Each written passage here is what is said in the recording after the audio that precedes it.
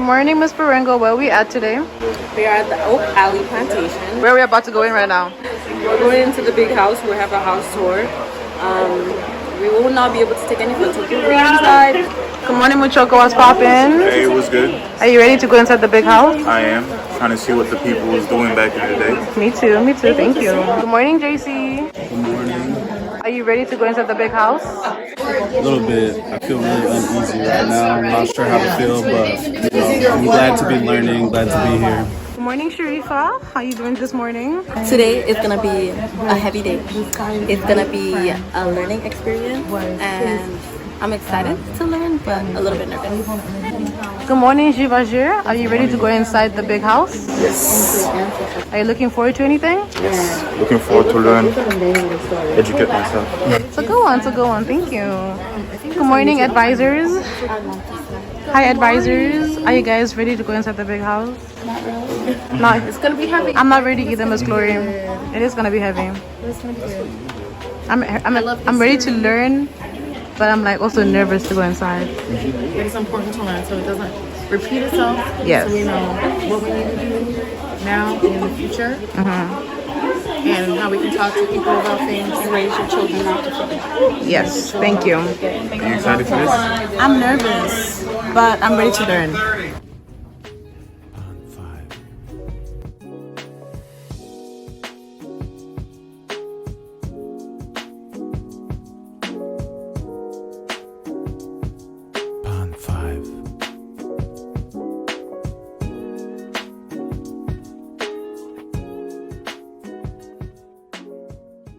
A little bit about the cabins, just a quick overview.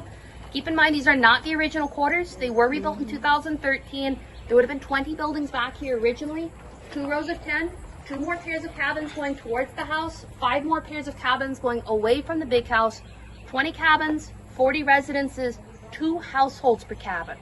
So maybe 3 or 4 people on one side. If it's a smaller number like that, 3 or 4 grown men, they're not related, their families aren't on this property.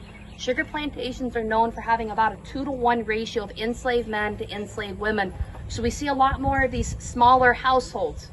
But 3 grown men and 100 square feet is still going to get very crowded very quickly. Behind the cabins are going to be fruit and vegetable gardens. The enslaved community has to tend to their own gardens on their own time. Slave owners allow this because it makes their lives easier. If the slaves are spending more time in the gardens, they're spending less time doing anything he doesn't want them to do. And they're keeping themselves physically active, which means they're too tired to do anything else. Plus, the more food that they grow in the gardens, the less food he has to buy for them. By combining the 2 food groups, the slave community does something amazing. They create the beginnings of the dishes that make Louisiana, Louisiana.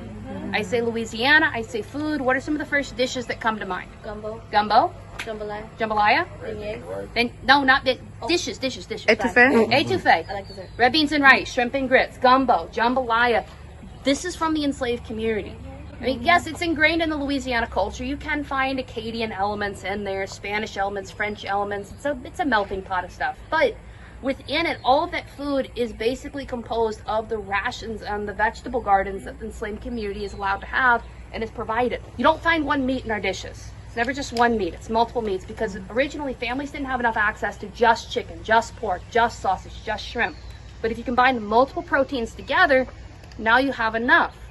You might not find rice, instead you might find grits. You mix it with whatever vegetables are available at the moment, and that's virtually every single Louisiana dish there is. Not limited by the ingredients, limited instead by the size of the pot. They're community based, they're meant to be shared. You make gumbo for 40, you make jambalaya for 200.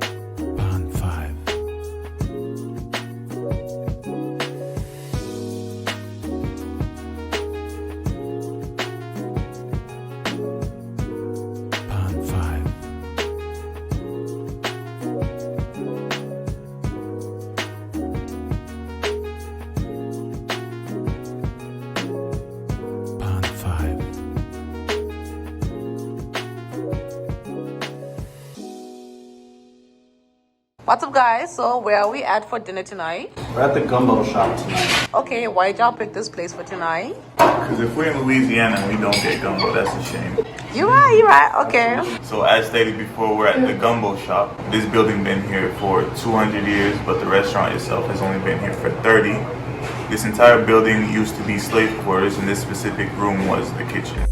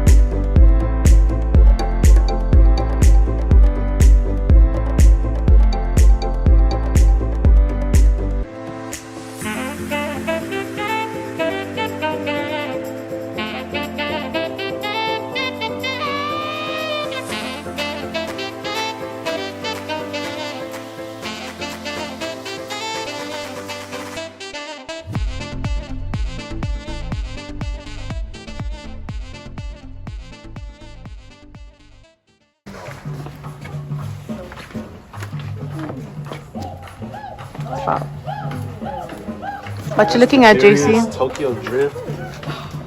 That's pretty cool. Are you into music? Oh, I love music. Like, my vinyl collection is like so big. It's crazy. Like, I probably have like as many records as like, let's say like start like right here like this, all the way over to like here. Like, Wow. that many. Yeah. That's Like a lot. a mix of like new and old. Like, my music, it ranges from like the 70s to modern mostly. And so I got a lot of influence from my mom and dad, and then obviously their parents, my grandparents, and then I like my own stuff too that no one else in my house likes. So yeah, I just got like a ton of vinyl records. It's my thing. We can tell. We can tell. Yeah, I love it.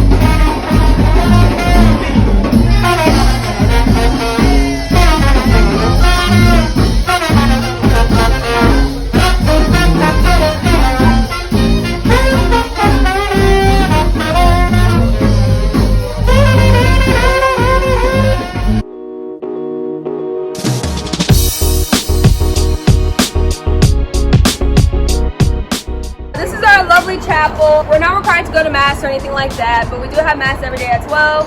So everything in there is handmade, it is natural lighting, so it's very beautiful in there. We have a black Jesus in there, which is why it's my favorite place to show, because he has dreads, you know, black features. I love me some black Jesus. Jesus. You're transferring? Anything for Jesus. So yeah, that's in there. But we do have a tradition on campus where at the end of every semester, we pray for our grades pretty much. So we come to a service here, and the praise dancers, they dance, the choir, they sing, and you know, we pray. And then after that, we go eat and party and stuff before finals. I'm so glad you guys get to see this. Oh my God.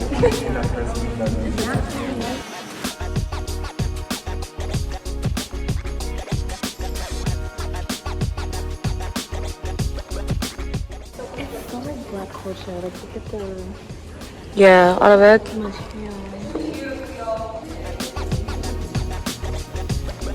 biology, each department has 10 labs each, so that's like gives a perspective like how much room we have up there. We also have tutoring centers that are here as well, so if you need help with like general biology.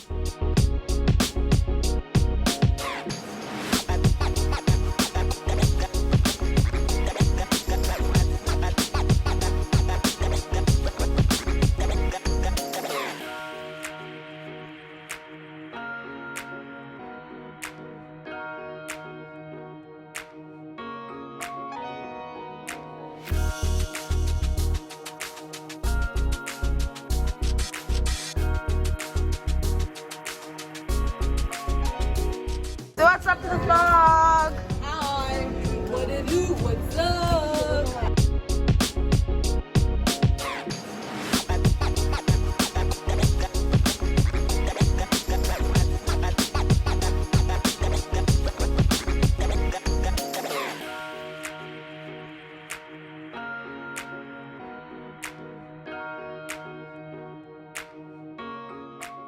Oh, don't be frightened.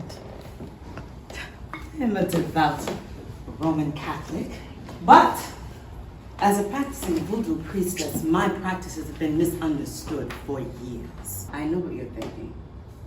How can one be a practicing voodoo priestess and a devoted Catholic? Well, under French and Spanish colonial rule, Catholicism is the sanctioned religion. But as a woman of African descent, my spirituality is passed down through secrecy, and oral tradition is preserved within me.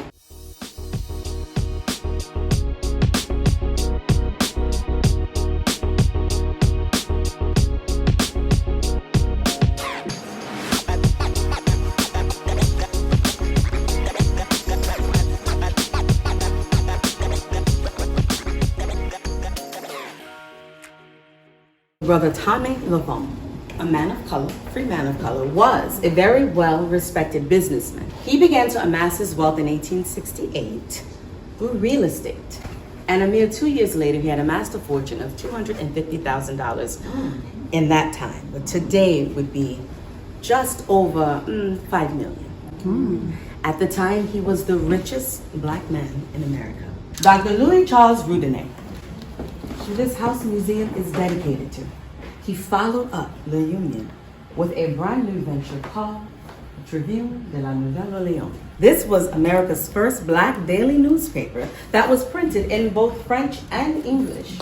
And it covered such topics as fair wages for the newly freed, the formerly enslaved, the right to integrated public education, and suffrage rights for free men of color. When the French sold the territory to the Americans, it is now a part of America. Things begin to change for free people of color at that point, because now the Americans were in charge and were not used to seeing people of color living and being free. There were more restrictions. It threatened the quality of life for free people of color. But I want you to know that even throughout this, we not only survived, but we thrived.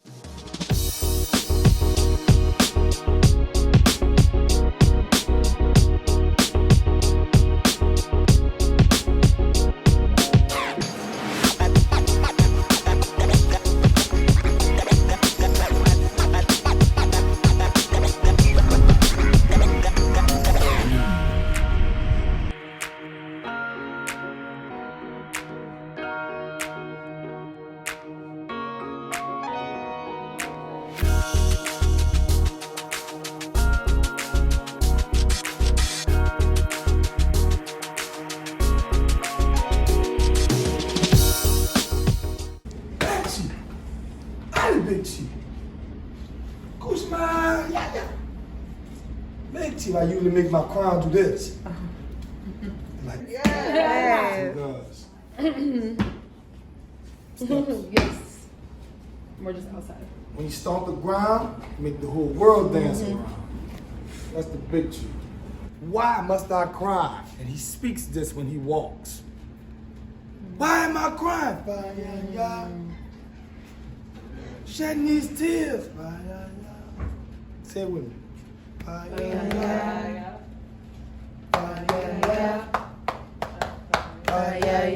Who they talk about? What y'all say? Why am I red? I'm crying for the murder Pine for the hatred. Check my mask out. Look like a clan hood. Spirit of a slave now. Look at that mashup. Run a plantation. Chief of a nation. Old time religion. Must be the engine. Way downtown. And I make no turn around. And my knees won't touch the ground.